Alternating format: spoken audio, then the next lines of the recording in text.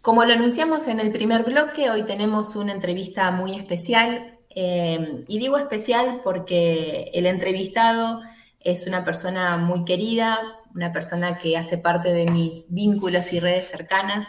Y estoy hablando de Sebastián Nikolov Chakarov, que además es colega, es compañero, psicólogo social y licenciado en psicología social.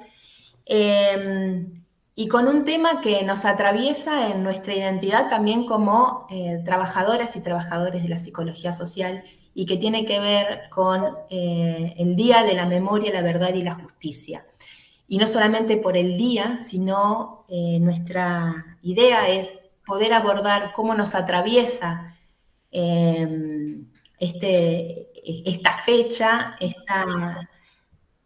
este día a la vida cotidiana, a nuestros vínculos, a cómo nos atraviesa en nuestras redes cercanas, ¿no? Así que bueno, Seba, bienvenido a este espacio que ya es hoy nuestro tercer programa.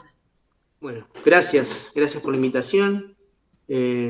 Sí, pensaba desde lo superficial del día a día, ¿no? Desde la superficie, no lo superficial, que no es lo mismo. Eh, bueno, un poco me pasaron varias cosas con ese día, ¿no? En lo personal. Quiero mencionar algo Sí, antes, y es que escribiste un texto muy hermoso que nos sirve de disparador para la entrevista, para este encuentro, y que tiene que ver con tu propia experiencia de vida, ¿no? Bueno, eso, ¿querés contarnos un poco qué es lo que te llevó a escribir ese texto y tu experiencia? eh, sí, del texto por ahí el resto de la audiencia no tiene idea, pero bueno, la circunstancia histórica puntual y específica de hace 49 años atrás es, bueno, hoy tengo un niño de 6 años. 49 años atrás era un niño de 5 años, ¿no? Aproximadamente, por lo que se actualizan, ¿no? La historia va, viene, tiene repliegues, reflujos, vuelve sobre sí misma, ¿no? Y se cruzan, hay momentos en los que se cruzan lo personal, lo histórico, el contexto, la situación que estamos viviendo, dramática situación histórica que estamos viviendo. Y lo que hizo que en una noche de una guardia en mi laburo saliera disparado un texto así, después de una escena cotidiana, justamente, de mi hijo entrando de la escuela y haciendo referencia a la conmemoración del 24 de marzo que lo habían trabajado en la escuela. Bueno, desde una frase que irrumpió para mí de forma dramática, que es que algo así como que porque no los habían podido cuidar, los habían separado a esos chicos de sus padres, de sus madres, y que algunos los encarcelaban y a otros los mataban. ¿No? Vino con esa frase, vos sabés, papá, que a los hijos los separaban de sus padres porque no los cuidaban. ¿No? La frase fue terrible, ¿no? Desde ahí es que empecé a construir ese texto. Desde esa frase que él trajo de la escuela, de una maestra que le dijo eso como para justificar, vaya a saber qué, ¿no? Pero es muy textual la parte de esa frase porque fue algo que se dijo durante muchos años, ¿no? Durante muchos años se construyó la idea de el terrorismo, del terrorista, del subversivo, como alguien que no cuidaba a sus hijos, ¿no? Y se iba a hacer la revolución y dejaba a sus niños al cuidado de vaya a saber quién. Eh, Eso persiste, está en lo cotidiano, sigue estando de distintas maneras con distintos actores aparte. Hoy se resignifica con el cuidado de los niños, de las niñas, en quien no tiene los recursos necesarios para poder hacerlo y se condena y se revictimiza a los papás, mamás que no pueden hacerlo, ¿no? Desde otro lugar, desde lo económico, desde vivencias más cotidianas que hacen al poder criar, justamente, es cada vez más costoso y más dramático. Por otro lado, un paréntesis, no sé si saben, pero cayó la natalidad terriblemente en estos 2 últimos años. ¿Quién, ¿no? En este contexto va a desear y poder, y si lo desea, cómo va a hacer para tener y criar, ¿no? Un niño y una niña? Por lo Seba, que, bueno, tiene que ver con discúlpame, esto. Sí. se me ocurre una pregunta inmediata. ¿Cómo te resuena eso a vos dentro de tu vida personal, lo que tu hijo te trajo a vos, alguna cuestión particular a la memoria? Sí, viene y se registra o se impregna de distintas formas hoy esa frase. Eh, lo que traté de hacer justamente en el texto es tratar de hacer un ida y vuelta, que la memoria no sea recuerdo, que sea una acción concreta en el hoy que nos toca, eh, entender cómo sucede el hecho de traer un recuerdo, ¿no? En nosotros. ¿Qué nos sucede cuando traemos un recuerdo? Eh, ¿Por qué lo traemos? ¿No? Porque también está, sabemos el otro gran mecanismo que es el olvido, ¿no? ¿Por qué es que recordamos y qué cosas recordamos y a partir de qué? Bueno, es que, en lo personal, digo, para no ponerme en abstracto, tiene que ver con mi recuerdo de ese niño en esa situación de encontrarse con su papá, encontrarme con mi viejo detrás de un vidrio. Mi primer registro es de mi viejo detrás de un vidrio, ¿no? Eh, perdón. Si me permitís, puedo contar un poco más la historia No, y pero tiene que ver. sigo. ¿Querés seguir? Dale. Es inevitable y hay que trabajar. Totalmente. Entonces, esa frase, ¿no? Esa frase que condena desde lo más sencillo, ¿no? Porque es una condena solapada, esa frase en sí misma, es de gran impotencia, ¿no? Genera una gran impotencia. En un núcleo familiar, de aquel momento, mi núcleo familiar, y hoy. O sea, es algo que se traslada en la historia de forma directa. Tiene que ver con una condena que fue en aquel momento social de tener a un papá detenido, desaparecido, que se actualiza en esa frase, de que no supieron cuidarlo, ¿no? En mi caso particular hubo que luchar muchísimo inclusive para poder hoy tener el apellido Nikolov Chakarov, porque ni siquiera podía inscribirme en un registro para poder llevar el apellido de mi viejo, porque tenía que hacerse presente en el registro, ¿no? Son cosas cotidianas que hubo que lucharlas y pelearlas a uñas y dientes. En eso mi vieja se lleva todos los laureles porque peleó en circunstancias que eran totalmente adversas, como muchos, como todo, como gran parte de la generación que vivió la dictadura en ese tiempo, con esa edad. Seba, Bueno, ¿se podría historizar un poco el contexto de tu familia, de tu papá, de tu mamá? ¿En qué circunstancias queda él detenido? Como anclaje de toda esta elaboración que estás haciendo de lo que te atraviesa hoy siendo papá de un niño como aquel que fuiste, ¿no? eh, sí, bueno, en las circunstancias históricas y cronológicas, es el 24 de marzo se lo llevan detenido a mi viejo. A los meses, yo nazco en junio, entonces, eh, bueno, mi vieja tiene que huir de la localidad de Ensenada, armar una serie de dispositivos de resistencia que estaban muy bien, por suerte, aceitados en algunas organizaciones para poder escapar y ver de qué manera no estar expuesta a ella un posible secuestro, no se sabía qué podía llegar a suceder. Se sabía que mi viejo era un militante del PCE que sabía que iba a quedar detenido, y ya había estado detenido antes, por lo que era inevitable su detención, el 24 de marzo él abrió la persiana de la zapatería y pasó lo que pasó, digamos. Lo que no se supo, no supo una cantidad de gente y la población y creo que las organizaciones y los militantes de ese momento era lo que iba a ser esa dictadura, ¿no?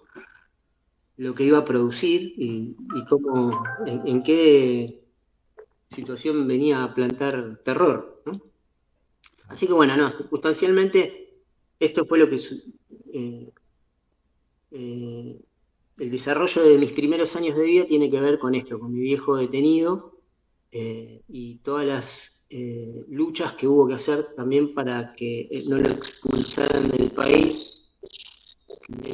Hubo una lucha muy particular para que le solicitaron concretamente que si podía bancarse la detención y que no saliera del país por varios motivos. Primero porque no se sabía qué iba a pasar si salía, porque no corría riesgo de vida, y también como una manera de jurídicamente dejar precedente para nuevas expulsiones de otros compañeros que había en ese momento de Latinoamérica, fundamentalmente, que les era mucho más fácil expulsarlos. Y con, con cierta lucha jurídica y de abogados, eso sentaba precedente para no ejecutar directamente las expulsiones. O sea que tenía varios sentidos esa resistencia de su detención.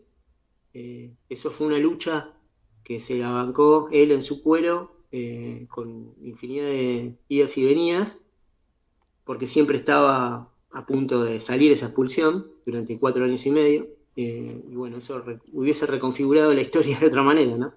También. Vale aclarar, no sé si se mencionó en algún momento, tu papá era inmigrante búlgaro. Claro, claro.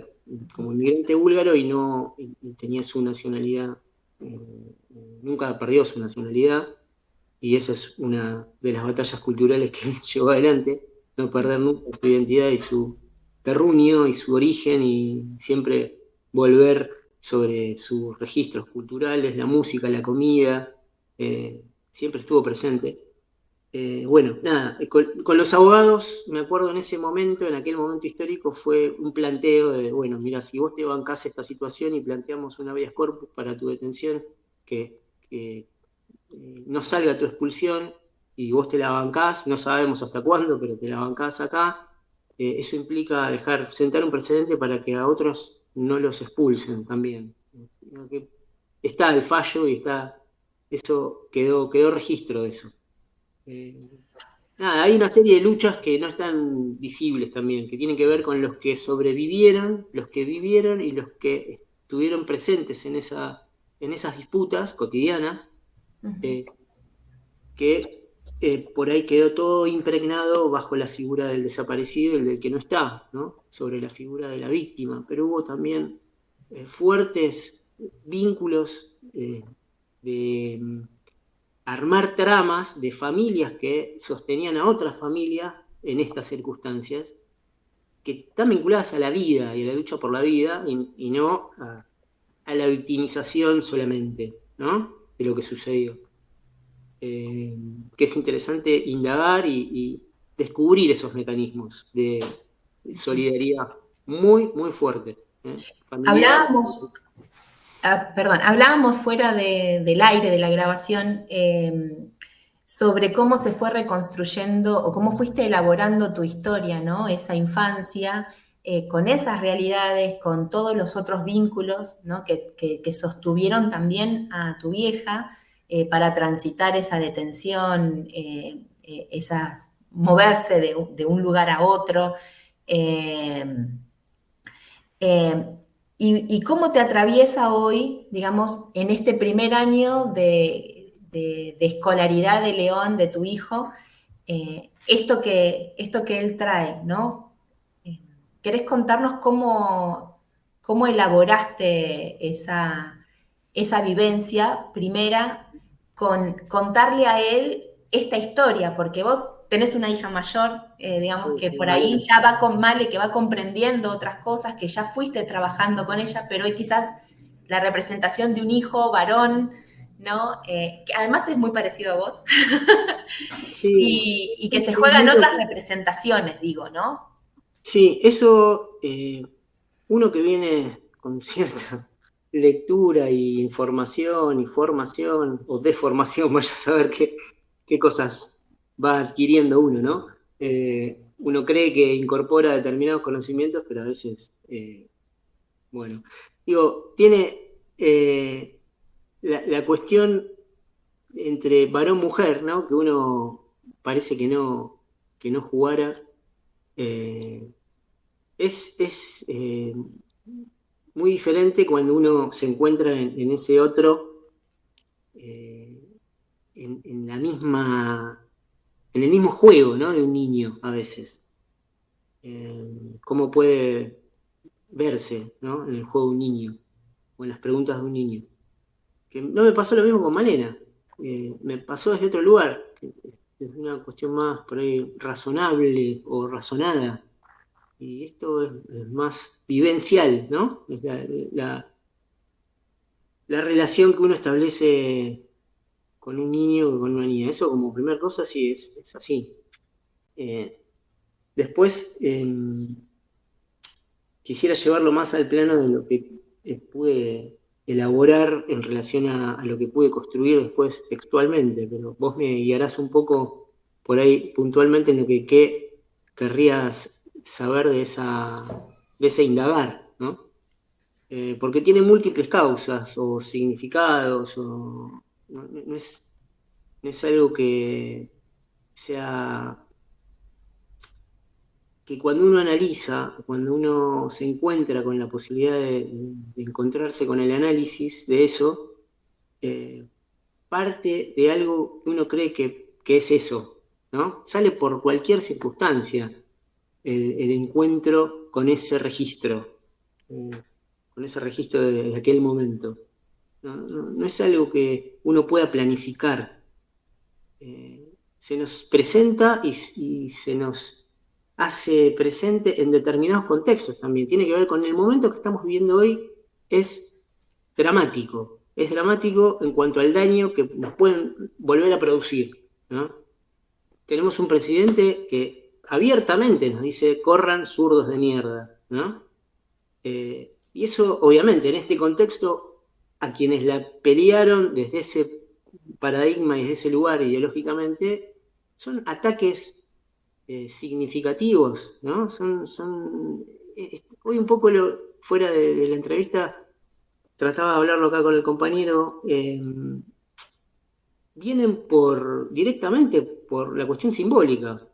No importa la macroeconomía acá, no importa si nos dan plata o no nos dan plata. Eso ya lo diseñaron hace 49 años atrás. Acá directamente vienen por el despojo de lo más fuerte y simbólico que tenemos en nuestra protoidentidad, te diría, nuestra identidad como nación, que fue ubicarnos en una única bandera que es el pañuelo blanco, ¿no? Acá hubo grandes movilizaciones a partir de entender que eso es un dique de contención. Eh, Fue el 2 por 1 y fue la marcha del otro día. Así que saben por qué vienen, nosotros tenemos que saber claramente, creo que a veces nos perdemos, qué cosas tenemos que defender, ¿no? ¿A dónde nos tenemos que plantar en defensa de qué? ¿Qué es lo que tenemos que defender en este contexto? Es una pregunta que dejo para que la pensemos. Sí, yo me atrevo a poner una pequeña grajea, Sebastián, porque yo he vivido esa época. Tenía 18 años, 16 años cuando se dio el golpe y a los 19 me incorporaron en el servicio militar obligatorio y fui infante de marina y me tocó estar en el edificio Libertad, donde todas las noches le abríamos la puerta para que salieran los militares vestidos de civil, que salían en dos Falcon Verde que estaban estacionados ahí. Y éramos absolutamente ignorantes como colimbas en ese momento. Cuando aparece en el 2000, en el 1982, todo lo que fue la cuestión eh, de, de, de la revista Humor, que empezó a aflorar todo lo que estaba ocurriendo, ahí nos empezamos a dar cuenta. Y como decís vos, ahora, en este tiempo, cuando se acerca el 24 de marzo, se nos vienen un montón de imágenes que vos no sabés por qué, pero las tenés alojadas en el inconsciente, y como a vos se te aparece la imagen de tu papá detrás de un vidrio, a mí se me aparecen un montón de imágenes de cosas que nos ha tocado sufrir, ¿no? Porque las torturas que sufríamos nosotros como colimbas para poder disciplinarnos, era muy terrible eso. Entonces entiendo lo que estás diciendo, y yo quisiera salir a gritos a avisarle a la comunidad las cosas que se viven en esos tiempos de, de autoritarismo total, y vos sabés que no se encuentra una resonancia porque no hay captación de la violencia que se puede llegar a ejercer. Es así. Sí, son acumulaciones creo, de temor, de miedo no trabajado, ¿no? Históricamente, que se tradujeron en otras, se impregnaron en otras situaciones y que nos fueron operando socialmente también, y lo hacen actualmente, para eso, para generar terror desde otro lugar, ¿no? Hoy lo hacen con un parlante en la estación de tren diciendo que, ojo, si usted se acerca a tal lugar o hace tal cosa, o marcha o va a la manifestación, sepa que va a correr tal riesgo. Son situaciones de amedrentamiento que con el solo hecho de ejecutarlas hoy desde los dispositivos que tienen, se remiten a esa memoria histórica generacional que tocan una fibra que tiene su efecto. También no me quiero quedar en eso, digamos. La reversión y la capacidad que tiene este pueblo de resistir es inigualable. Yo creo que tenemos una fortaleza ante la adversidad y hasta lo endémico de nuestra situación económica y la catástrofe continua en la que siempre estamos, que es admirable. No, siempre de que tenemos registro, siempre tenemos alguna crisis económica y siempre es como si estuviéramos en guerra. Siempre estamos en una situación de inflación, de hiperinflación, de zanahoria, de que siempre vamos a estar mejor, y no es así. Podríamos hablar de la característica de esta democracia, ¿no? Del 83. Recién hablabas de las fibras, ¿no? Siempre tocan unas fibras y se me viene un poco la imagen de la inscripción de los cuerpos, ¿no? Porque a veces hoy tenemos esta posibilidad de reelaborar, de repensar, de poner en palabras qué es lo que hiciste vos con el texto, ¿no? Poner en palabras aquella vivencia para poder explicar un sentimiento que te atraviesa hoy en tu paternidad. Digo, ¿cómo identificás una sensación en lo físico, en lo corporal, que hoy sientas por la situación, por el contexto, por lo que está pasando, que te lleve a una experiencia sensorial corporal de aquel entonces? Bueno, no sé si en mí pudiera describir muy bien qué efectos me produce. Ahí en el texto un poco puse lo que me pasó cuando era niño. Puse una escena concreta parecida a la de algún niño. No sé si otros niños reaccionaban de esa manera, pero en una escena cotidiana de estar en un restaurante en Mar del Plata, estaba con mis tíos y con mi vieja, se había rumoreado, voy a spoilear un poco el texto, que estaba Videla por el centro de Mar del Plata, ¿no? yo tenía 4 años y medio, en un restaurante que era conocido Ambos Mundos, se llamaba, jugué un poco ahí en el texto entre los ambos mundos, el mundo de niño y el mundo adulto. Y no sé por qué, porque estábamos en un contexto de terror. Yo calculo que debe ser el año 79, más o menos. Irrumpo ahí en el medio de la mesa diciendo: yo a Videla lo mataría. Imagínense la situación de terror, de miedo que tuvo mi familia en ese momento. Se dieron vueltas, se miraron. Me acuerdo perfectamente la cara de pánico y de mozo, la cuenta, nos vamos, nos hacemos humo. Y bueno, vos me preguntás qué impregnancia, qué sensación. Por suerte la conecté con el sublevarme, qué sé yo, con la rebeldía, con una situación en la que la bronca me pudo disparar hacia poder entender de qué manera hay que luchar. Menos mal. Eso no me hace un valiente, me hace trabajar el miedo, justamente. De una manera un poco más consciente de esa debilidad, ¿no? Esa fragilidad. Pero la primera sensación es indignación, bronca y querer salir a romper todo, te digo la verdad. Esa es la primera situación. No fue lo mismo mi mamá, por ejemplo, también creo que ha tenido ya falleció, pero mi vieja, ahora que me decís que estuviste trabajando en el edificio Libertad, después de sus reclamos, pedidos, insistencias, cartas, bueno, la cantidad de cosas que han hecho las madres y los familiares para pedir sobre sus seres queridos, mi vieja no pudo tomarse más un ascensor. No lo pudo hacer. Cada vez que tenía que tomarse un ascensor, yo la tenía que acompañar, me acuerdo. Porque entraba en pánico. Entraba en pánico por todas las situaciones de amedrentamiento y de amedrentamiento psicológico que implicaba ir a hacer una gestión, un pedido a un funcionario de la dictadura en ese momento, qué sé yo, te puedo decir Suárez Mason o acá. Bueno, situaciones en las que pasaban por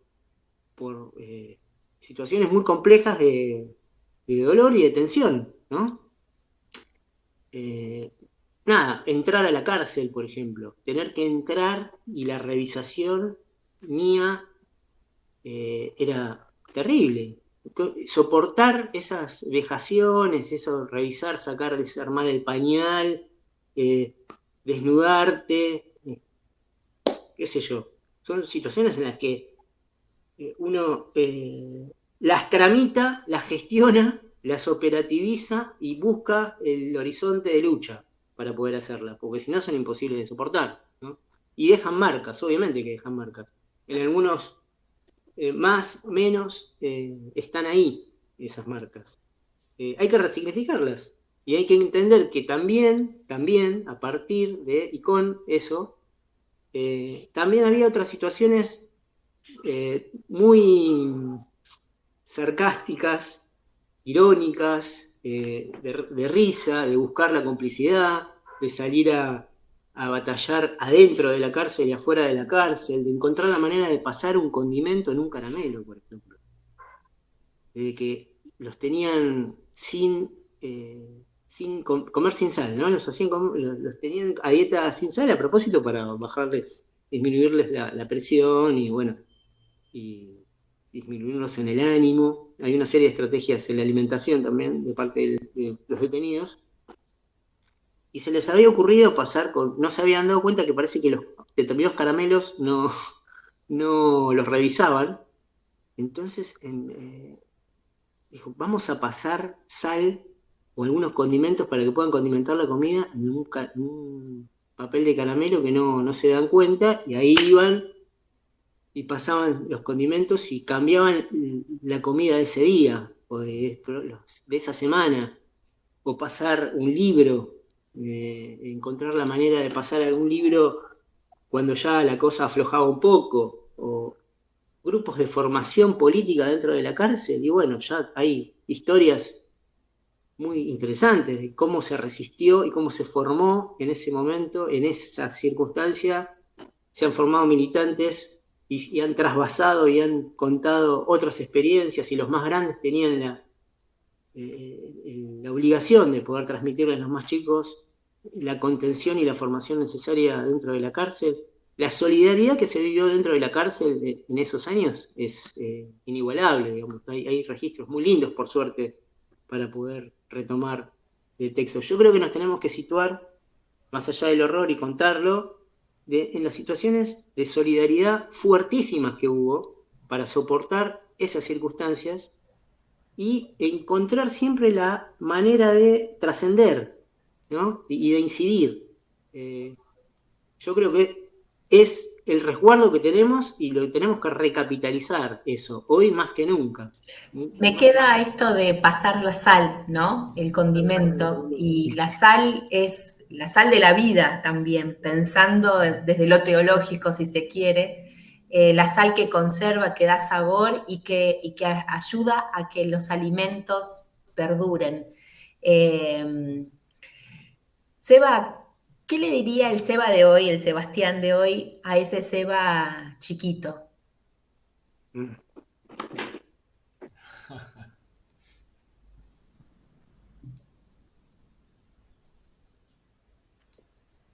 Deja de pensar.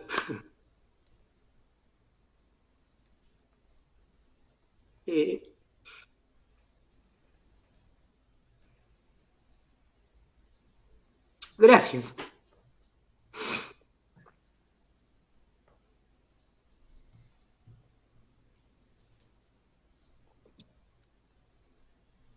Y yo creo que le diría gracias. Creo que me salvó él.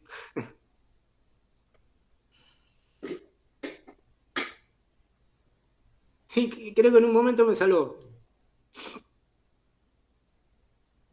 Gracias a vos, Seba, por este momento, por abrir tu corazón y tu historia para que la podamos eh, reflexionar y que, como dijiste anteriormente, nos sirva de esperanza, nos sirva de generar red, ¿no? Comunicarle a nuestros hijos qué mundo queremos construir, del que venimos y el que nos ayudó hoy como adultos a estar acá también. Bueno, espero Gracias. que haya servido en algo. Sí, creo que sí. Nos vemos.